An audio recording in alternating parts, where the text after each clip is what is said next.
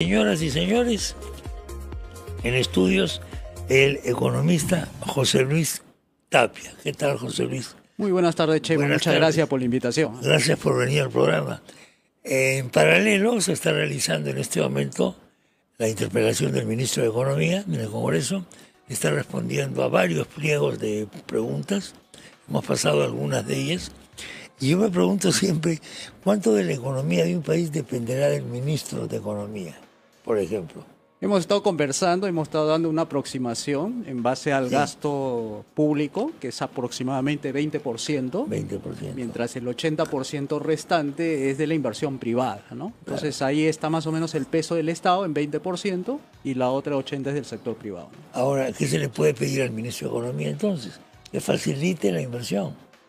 Digamos que, no, que el Estado no malogre la actividad económica en general, ¿no? Es correcto. Lo que yo creo que podría ser algo más, pero eso depende del liderazgo, ¿no? Del ministro Aristas. ¿Cuál es? Impulsar reformas. Bueno. Usted no sé si recuerda bien, las últimas que se hicieron fueron en el año 95, 96, y desde ahí no ha habido más reformas. Y se ha paralizado la economía ahí. Inclusive en esa época, ¿no? ¿Perdón? Me parece que en esa época ya se quedaban cortas. Sí, porque necesitamos reformas de segunda, hay de tercera generación, lo cual es que hay que abrir más los mercados, desregular, bajar impuestos, bajar tamaño del Estado, y todo eso contribuye pues a alentar la inversión privada, que justamente está mirando cómo está el panorama económico, ¿no? Cómo está el panorama. Te van a decir, ok, a todo, menos un punto peligroso, poner a dieta el Estado. Eso sí. Eso no gusta a los políticos. Bueno, a la gente sí le gusta. Yo he preguntado a las personas si a usted le gustaría que el Estado les cobre menos impuestos y gaste menos impuestos y además haya menos corrupción. Claro. Porque a mayor tamaño del Estado, más corrupción. Ahí ningún político te va a decir que no. Pero a la hora de tener que hacer esas medidas, el político va a echarse para atrás. Y te va a decir de que cuidado, porque... Bueno, hay que elegir nuevos representantes, ¿no? Para eso están las elecciones del 2026, Tengo ¿no? mi clientelismo, hago mi populismo, tengo mi mercado, digamos. Así es. Los políticos, como tú conoces bien, tú tienes más experiencia que yo, te das cuenta que los políticos no tienen liderazgo, sigue lo que la gente quiere y a veces lo que la gente quiere no es lo correcto. Sí. Y hay que proponer a veces contrarreformas a lo que se viene haciendo, que es expandir el tamaño del Estado, a lo que uno realmente le dice a la gente, oiga, ¿usted está conforme con lo que está sucediendo? Eso que el gasto del Estado crezca y no le caiga nada a su bolsillo. Los servicios son peores. ¿Perdón? Los servicios son peores. Sí, por eso, en ese sentido, no siente la gente que el Estado esté haciendo algo. Más o menos aceptable, es una cosa. Sí, pues. Pero el sistema de justicia que tenemos ahora es impresentable. Sí. Y así otros servicios básicos, ¿no? Sí. La seguridad, en fin, ¿para qué más? Eso de la seguridad es muy importante, ¿no? Porque, por ejemplo, últimamente la CONFIEP y otros gremios salieron a decirle al gobierno, señor, ponga orden en las calles, porque así como viene dándose, usted no va a generar inversión, porque va a ahuyentar más bien la inversión cuando usted ve que los negocios, en lugar de estar tranquilos abriendo sus negocios, están siendo extorsionados, siendo asaltados. Hay una cadena de extorsiones y de cupos en todo el Perú, por lo que me cuentan pequeños empresarios que tienen negocios abiertos, por ejemplo, en Lince. Lince es una cadena de cupos. Sí. Entonces, ¿cómo puedo abrir un negocio ahí? Y San Juan del Lurigancho, ni que diga, porque la situación ahí está. Todos los días que yo veo noticieros, sale más de ese distrito, la cantidad de asaltos, robos, inclusive a los mototaxistas, los asaltan a plena luz de día y los asesinan a plena luz del día. Por no pagar los cupos. Por no pagar los cupos, porque ya imagínense, eso, ¿no? Ya ni siquiera pues las grandes mafias, ¿no? Que asaltan pues bancos, no, ahora están asaltando a las pequeñas personas con sus negocios pequeños en mototaxis. Es increíble, pero eso es justamente lo que le decía, ¿no? El Estado no está ofreciendo la seguridad que eso hace que la gente pues pueda seguir trabajando, invirtiendo, ¿no? Y están, como dicen, aguantados a ver que las cosas vayan a cambiar a partir del 2026, ¿no? Peligroso, ¿no? Porque ya dejas avanzar el crimen así, ¿no? Yo estoy proponiendo a que San Antonio y un grupo de santos nos asista, porque me parece que es la única forma que vamos a tener. La ciencia política no te ayuda a entender lo que está ocurriendo. Sí, va contra toda la lógica. Bueno, aunque la política no se rige mucho por la lógica, ¿no? Es más emotiva, más emocional. Irracional en algunos casos. Totalmente irracional, diría yo, en muchos casos. Sin embargo, tiene tanta responsabilidad la política para nuestras vidas, porque si no hubiera política habría violencia, que ese es el reemplazo natural. No se entiende la persona, se agarran pues a golpes, ¿no? Entonces la política debe ser y es en realidad el mecanismo para evitar la anarquía. Fíjese, Haití. En Haití no hay política, hay mafias privadas que controlan buena parte del Puerto Príncipe. Yo no voy a comparar al Perú con Haití, obviamente, pero en el Perú tenemos varias zonas grises donde la autoridad del Estado está más o menos entre paréntesis, sí, que es reemplazada por una actividad delictiva. Exacto. Esto ya ha ocurrido en muchos países, ¿no? Sí, bueno, en la época de Al Capone ocurrió en Estados Unidos. Sí, ocurrió en Estados Unidos. Había zonas grises en las que el Estado prácticamente no intervenía, pero las mafias cobraban cupo, etcétera. Esto ha ocurrido hasta el crack de Wall Street casi. En Estados Unidos, ¿no? Por supuesto, después ya la cosa cambió. Pero acá parece que estamos con 100 años atrás en todo. Da la impresión de que todavía no funciona. Ahora, ¿cómo se le explica a un político que la responsabilidad es decisiva para que haya crecimiento económico, para que haya empleo, para que haya mínimo pues de bienestar y que el Estado tenga recursos para cumplir adecuadamente sus servicios? ¿Cómo le dices? ¿Tú economista? Sí, por supuesto. ¿Cómo le dices a un político que dice, sí, eso díselo a mis bases, no van a votar por mí? ¿Cómo se le puede persuadir de eso? Imagínense que hubiera un buen político con liderazgo y le dijera a la gente, señores, vamos a reducir la cantidad de impuestos, que ahorita son 35, y le vamos a bajar a un solo impuesto. Fíjese, uno nada más. Y le traduce esa medida en el bienestar de las personas. Eso significa más o menos que el tarro de leche que ahorita está a 4 soles, bajaría a 2 soles. O el pago de un recibo de agua que está en 200 lo bajaría a 100. Agua, gas, esto... Y en realidad todos los precios y costos, incluso las empresitas que pagan una cantidad de dinero por comprar ciertas mercaderías, le bajaría la mitad de precio y sería más competitivo. Entonces, las personas sienten que esa medida le beneficia porque van a pagar menos de lo que vienen pagando. Ahora, si nos atrevemos a un político con más visión de estadista, y dijera, ¿saben qué, señores? Vamos a retornar al patrón oro, como era antes, ¿no? 1950 para atrás. Eso significa de que en lugar de hablar de inflación, estaríamos hablando de deflación. Deflación, sí. Y entonces la gente diría, esa medida me beneficia porque mi dinero vale más en el tiempo, no como ahora, que el dinero del Banco Central hace de que tengamos inflación y nuestro dinero vale menos cada vez más. Entonces, esas dos medidas que le he dicho es súper beneficiosa para el bolsillo de la gente. No se necesita grandes proezas en términos de gasto del Estado, ¿no? Sino de ahorro, ¿no? Más que todo, ¿no? ¿Se puede hacer eso en democracia? Me refiero. Esto tú tienes que ponerlo a competir en una campaña electoral. Inclusive si llegas a ganar, tienes que ponerlo a competir con una serie de otras cosas y de gente que te va a decir esto no funciona en un país tan diverso como el Perú, porque claro, el Perú incluye varias naciones casi, varios países con lógicas muy diferentes. A veces no podemos hacer una cosa plana, ¿no? Si no tenemos esto. ¿Es posible hacerlo así? Es posible, ¿sabe por qué, Chema? Porque si tú vas a los ejemplos sencillos a las personas, como por ejemplo esto del tarro de leche, tú le puedes convencer a las personas, ¿no? De decirle, mira, esto te va a ayudar porque esto te va a poner, por ejemplo, que ahorita tú ganas 1.500 soles y puedes ganar 20 veces más, como ocurre en otros países del mundo. ¿Qué medidas entonces te va a preguntar? Tendría que dar la política para que yo gane más de los 1.500 soles. Simple. Hay que bajar el tamaño del Estado, hay que bajar los impuestos, hay que abrir los mercados, desregular la economía y privatizar todas las empresas públicas. Y recién ahí vas a ver cómo tus ingresos por productividad vas a empezar a ganar 2.000 soles, luego vas a tener más empleo, tus hijos van a regresar del extranjero acá a trabajar. Y Doctor, todo eso. Muy interesante, pero ¿qué hago con Petroperú? Yo tengo mis hijos trabajando ahí. En Petroperú, que usted la quiere reducir, la quiere poner a dieta.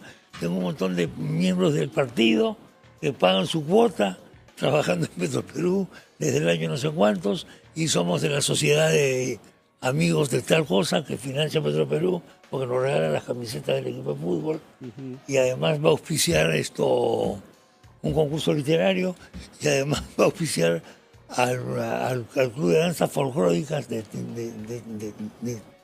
tal lugar. Ajá. ¿Qué me ofrece usted a cambio de eso? Y ahí le respondería así, le diría, mire, las privatizaciones de los 90 fueron el dinero directamente al gobierno.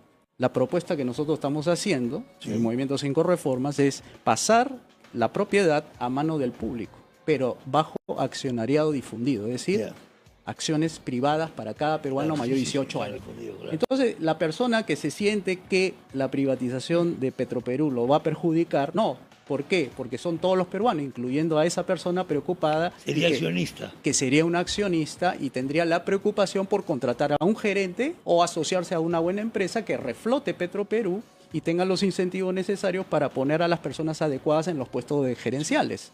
Y hay un problema de competencias profesionales, ¿eh? Sí, por supuesto. Ese es tremendo. Me hace acordar este planteamiento lo del canon minero. ¿Usted es partidario de que el canon minero sea entregado a la manera de un accionariado difundido? ¿Un capitalismo popular con acciones para la gente en la empresa? No. ¿O a la comunidad? ¿Cómo sería eso? Porque justamente le acabo de mencionar que estamos proponiendo un solo impuesto. Con el IGB usted cubre los gastos del Estado de 5 ministerios nada más, ¿no? Que sería Defensa, Interior, Justicia, Relaciones Exteriores y Transporte, para que vea caminos, carreteras y todo eso. Entonces, ese dinero sobrante se le devuelve a la gente. Entonces, ahí incluye lo que usted ha señalado. ¿Para qué canon? Si yo con la inversión privada puedo hacer que gane más la gente a través de mejores sueldos en lugar de estar dándole canon directo. No canon. No habría canon. No habría canon, no habría impuesto a la renta, no habría los 33 impuestos que le he mencionado y solamente con el IGB financiaría ese Estado que nosotros necesitamos para justicia, seguridad y obras públicas, nada más. ¿Usted cree que el ser humano es bueno? Tiene tendencias a ser bueno. Sí. Pero tiene tendencia a ser pésimo también. También. Con buenas reglas se puede hacer que las personas tiendan a ser buenas. O sea, buenas reglas me refiero a buenas normas. Por ejemplo, usted un peruano lo pone acá en el Perú, tira chicle, escupe, se pasa la luz roja. Ese mismo peruano usted lo coloca en otro país, en Alemania. Bueno, porque hay una coerción social ahí más grande, ¿no? Y esa persona se comporta diferente. Control social, digamos. Sí. Aparte que el Estado te pone una papeleta, pero la gente te dice, oye, no pase la luz roja, maldito. Correcto. Entonces ya tú te chupas. Eso se llama institucionalidad, por ejemplo. Eso me pasó a mí en el año 1970, a la 1 de la mañana en la ciudad de Ámsterdam. En esa época se hablaba de Holanda, no de Nederland, no de los Países Bajos.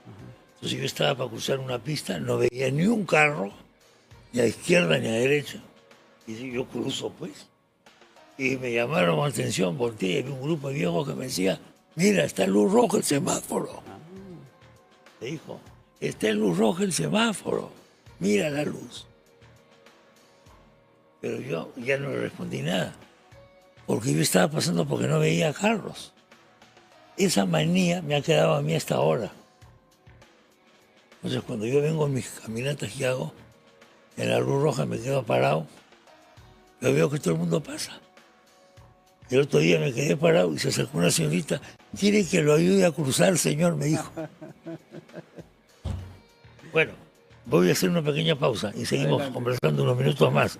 Amigo conductor, tu auto necesita pasar revisión técnica, tu revisión técnica está por vencer. Ven a Farenet, el líder en inspecciones técnicas vehiculares con 15 años de experiencia. Pasa tu revisión técnica con rapidez, seguridad, profesionalismo y garantía. Te esperamos. Volvemos.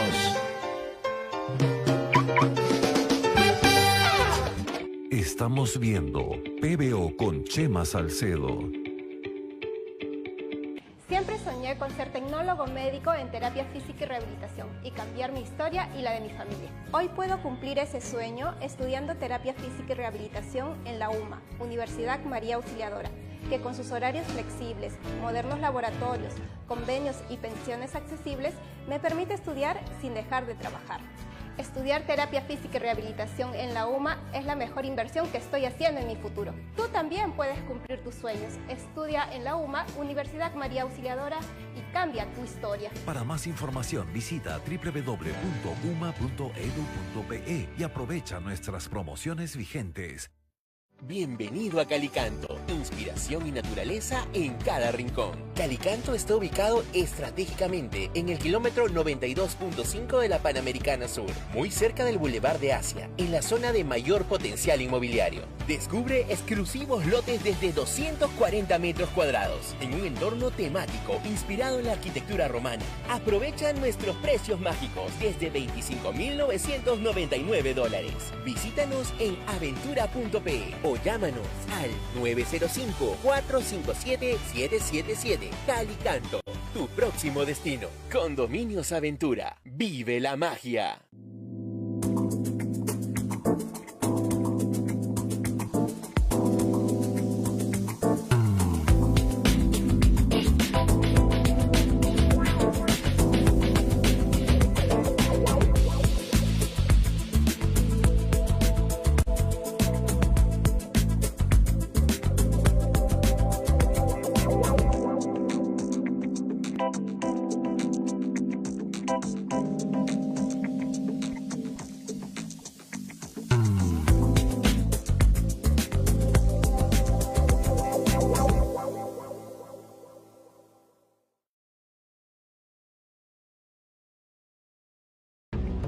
Mi nombre es David Levy y hace más de 22 años que viajo personalmente a los lugares más remotos del mundo para conseguir las más exclusivas, tradicionales y modernas alfombras. Mi relación personal con los mejores proveedores le asegura a mis clientes las más finas alfombras a los mejores precios del mercado, como esta alfombra Britton a $450. En Consorcio Persa, nuestra pasión son las alfombras y nuestra misión es brindarle a nuestros clientes el servicio personalizado que se merecen. Visítanos en Avenida Comandante Espinar 451 Miraflores o en nuestra web www.consorciopersa.com. Consorcio Persa, lo mejor del Lejano Oriente para tu hogar. Los mejores alfajores del Perú los tiene Fausta, una pastelería tradicional donde encontrarás limones de convento, guargueros, turrón de Doña Pepa y todos los dulces de tu infancia, con el mejor manjar blanco casero. Encuéntranos en Rappi y por delivery al WhatsApp 989-496-359. Visítanos en Jirón Pedro Conde 472 Lince. Fausta, el hogar de los dulces peruanos. Conquista tu camino con las nuevas pickups Tunland de Fotón, equipadas al máximo para la intensidad de tu día, en las situaciones más extremas. Para el trabajo, el disfrute o la aventura, nuestras camionetas se adaptan y te brindan el máximo confort, sin importar la situación del camino. Que nada te detenga con las nuevas Tunland G de Fotón. Cotiza la tuya en Inca Power desde $17,290. Descubre todos los modelos en www.tunland.p. Tunland. Explora lo inexplorado.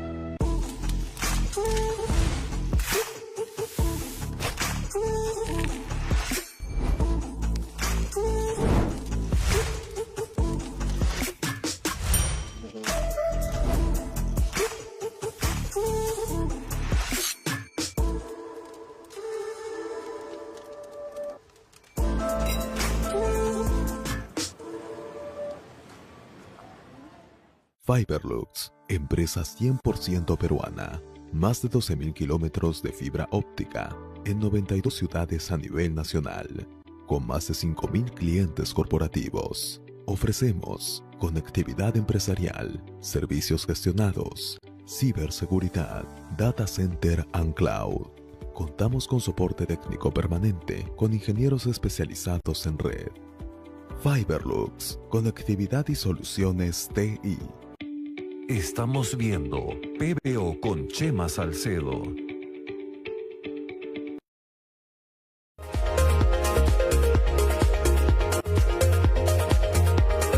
Ahora PBO vía Claro TV en el canal 18 SD y 515 HD. Disfrute de la programación de PBO las 24 horas del día. La señal de PBO está disponible en cable a nivel nacional. Encuéntranos también en el grupo de Benecer, Telecomunicaciones Paira Samán, Nuevo Horizonte Radio TV, Multivisión Cable, Antel Telecomunicaciones, Cable en la Florida, Serviviela Cable, Olas Internet y ahora por Win Televisión. Sintonice PBO. Aprovecha que Win acaba de lanzar su super promoción del mes. 1000 megabytes a solo 129 soles. Increíble. Y recuerda que Win es el internet más rápido del Perú según Speed Test y la mejor empresa de internet y telecomunicaciones del Perú e Iberoamérica según ISO. No te lo pierdas. 1000 megabytes a solo 129 soles. Perdón. Y tienes Win en tu casa. Pídelo al 017-073-000. Continuamos con el economista José Luis Tapia. Varios de los titulares que nos han dejado. 33 impuestos hay que convertir en un solo impuesto. ¿Cómo explicarle al público, al pueblo, que el Estado tiene que adelgazar, diciéndole cómo puede mejorar su situación económica y cómo puede bajar el precio, el típico producto ancla para explicar las subidas y bajar el precio? Hay dos en el Perú: el pollo y el tarro de leche Gloria. Os digo, perdón, Gloria de cualquier otra marca, pero la leche evaporada es una cosa peruanísima. Y entonces tiene que haber una explicación. El político tiene que comprarse el pleito para hacer esto con liderazgo. Y luego pasamos, yo le pregunté, por ejemplo, él decía, Petroperú hay que ser accionariado difundido. Canon no se necesita porque hay que hacer efectivamente una reforma en la cual se va a cobrar un único impuesto. Y así sucesivamente. Comenzamos preguntándole al economista cuánto de la economía depende del ministro de Economía. Una cálculo simple llegó a decir 20%, es el volumen del sector público, digamos.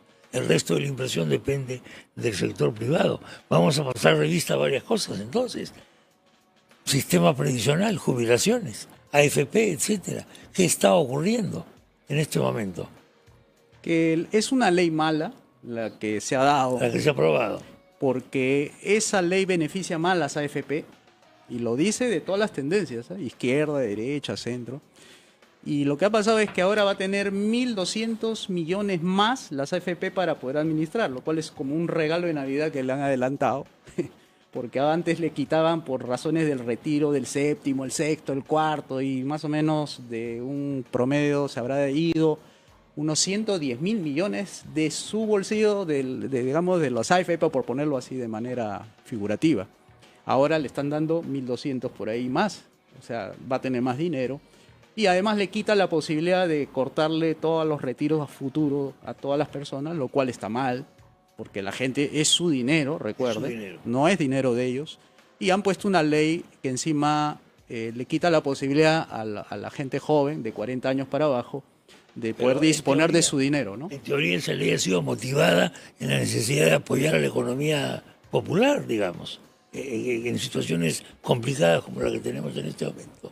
Claro, esa es la idea, ¿no? El retiro no lo retira uno porque, bueno, tiene un capricho, ¿no? Lo retira porque tiene una necesidad. Necesito. Exacto. Entonces ahora, como estamos en una recesión donde la gente siente que no está entrando tanto dinero a su bolsillo, es lícito, es legal, es moral que las personas tengan su dinero cuando lo necesiten, ¿no? Entonces ahí es donde entra la ley que ha puesto fin a eso.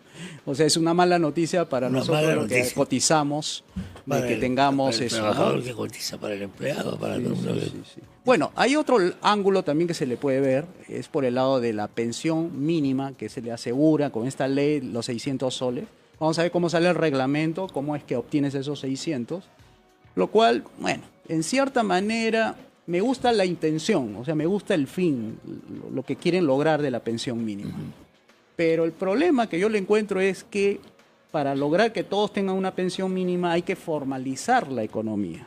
Y ahí tenemos un problema porque el 85% del mercado laboral es informal. O sea, estamos hablando de 17 millones que trabajamos, 13 millones no cotizan, no registran, no tienen ¿Por qué somos incapaces de superar la brecha de la informalidad en el Perú, históricamente? Porque las leyes son malas en el Perú, son leyes costosas, son leyes incumplibles. El costo de la formalización. Las leyes en general, bueno, por ejemplo, nosotros hemos calculado, ahí en el Instituto de Libre Empresa, que son 32.000 leyes del Congreso hasta ahora aprobadas, más o menos. Más o menos calculamos que un 75% de estas leyes son malas. Incluso hay un observatorio dentro del Congreso que se dedica a monitorear las leyes y ellos han dicho que son como 3.000 las que no sirven. O sea, a esto todavía hay que quitarle algo más. Sin embargo, es la ley mala la que está originando estos problemas. Entonces hay que derogar. La función de los futuros congresistas ahora debe ser la derogación de leyes, no la creación de nuevas leyes, porque eso nos está informalizando más y todo eso, ¿no? El problema es el siguiente. Un país con 32.000 leyes es ingobernable. Eso me parece una cosa lógica. Sí. Pero la lógica del congresista es: dejo mi huella con esta ley. Paso a la historia porque he hecho aprobar una ley. Y la productividad del congresista dice: ¿cuántas leyes has hecho aprobar? 2, pésimo. Tienes que tener 20. La lógica de la productividad de la política va en el sentido contrario a esto. Y va en sentido contrario, y va mal, porque ni siquiera eso ayuda a las personas. Más se van a acordar las personas de un congresista que haya logrado eliminar una cantidad de leyes que a la hora de hacer un emprendimiento, que antes le costaba, pues no sé, 600 soles, ahora le cueste 200 soles. ¿Cómo no se van a acordar de ese congresista que hizo que le bajara el costo de la legalización de un negocio? Pero muchos de los candidatos a congresistas quieren pasar a la historia por haber hecho una determinada ley, poner una placa, la foto, el video, etcétera, etcétera, etcétera. Hay una tendencia en el político, en el congresista, a este tipo de cosas. Su cerebro está formado o está intoxicado por el poder, pues. Me parece que actúa como una droga. Sí, es correcto. Difícil, ¿no? Es difícil, como toda idea nueva, meter una idea nueva como esta, de decir usted derogue y no crea leyes, pero se van a acordar más, ¿sabes por qué, Chema? Por el factor diferenciación. Mucha gente se acuerda cuando alguien es diferente del resto. O sea, alguien que proponga derogar y no crear leyes. Y van a decir, ¿por qué? Él explica y tiene más espacio incluso para explicar por qué. Porque le quiero abaratar la vida a la gente, porque quiero que la gente cumpla con la ley, quiero que la gente respete las líneas de tránsito, quiero que la gente no se pase la luz roja, quiero que los negocios puedan abrirse sin necesidad de tanta complicación de negocios. ¿Cómo está viniendo este año? Comenzamos con un poco de optimismo, creo, el año, quizás, comparado con el anterior, y ahora esto se está malogrando un poquito.